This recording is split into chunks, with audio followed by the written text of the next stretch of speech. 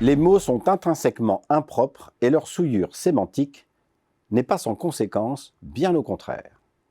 Qu'est-ce qu'un mot?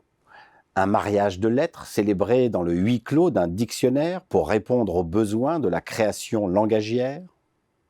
Mais en regardant de plus près, on s'aperçoit assez vite que les mots sont sales, métaphoriques et imprégnés de préjugés, disait Nietzsche.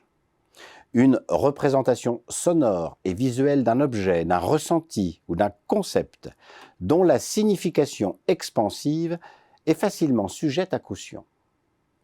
Prenons par exemple le leadership, un mot qui d'emblée rime avec vision, audace, courage, intelligence et performance pour de nombreuses personnes, quand d'autres y voient surtout l'incarnation d'un pouvoir narcissique manipulatoire, inégalitaire et donc dangereux. Les mots sont sales car ils sont hypersensibles, fragiles et influençables. Ils n'ont d'ailleurs cessé d'être l'objet de luttes en tout genre pour s'adapter tant bien que mal à leur époque. Les leaders d'opinion, comme les dirigeants, tentent de les redéfinir pour mieux faire valoir, pour ne pas dire imposer, leur vision personnelle du monde ou des situations. On se bat par et pour les mots, disait Michel Foucault. Les mots sont sales et paradoxalement, leur imperfection lexicale ne les rend pas aussi dociles qu'on pourrait le croire. En tentant de réformer ou simplement de circonscrire leur sens, on génère plus facilement de l'intolérance que de l'indifférence. Dans les organisations, les mots bonheur, valeur et performance en sont des exemples frappants. Les mots sont sales. D'ailleurs, les stigmates de leur existence traversent mal les frontières.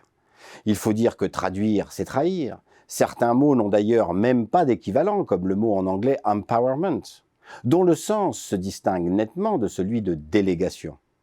Certains mots peuvent avoir des acceptions différentes en fonction du pays où ils sont prononcés.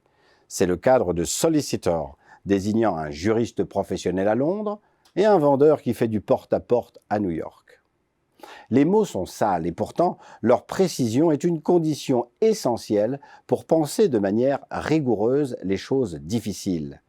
C'est ainsi que de nombreux mots subissent soit une épuration lexicale, afin de leur assigner une définition spécifique dans un champ disciplinaire donné, soit font l'objet d'une manipulation lexicographique aboutissant à un néologisme. En sociologie, par exemple, Pierre Bourdieu redéfinira l'habitus pour désigner l'ensemble de nos dispositions à socialiser efficacement dans un univers socioculturel donné. En management, Nalbuff et Brandenburger inventèrent le mot de coopétition pour désigner des formes de coopération entre les compétiteurs d'un même marché. À l'arrivée, les mots sont sales, et c'est tant mieux. Sans cette tolérance à la corruption sémantique, notre pensée serait corsetée, prisonnière d'une novlangue officielle. Restreints, figés et intransigeants, les mots finiraient par penser à notre place. Cette imperfection sémantique nous préserverait donc de la tyrannie car, selon George Orwell, la dictature sera totale quand le langage sera parfait.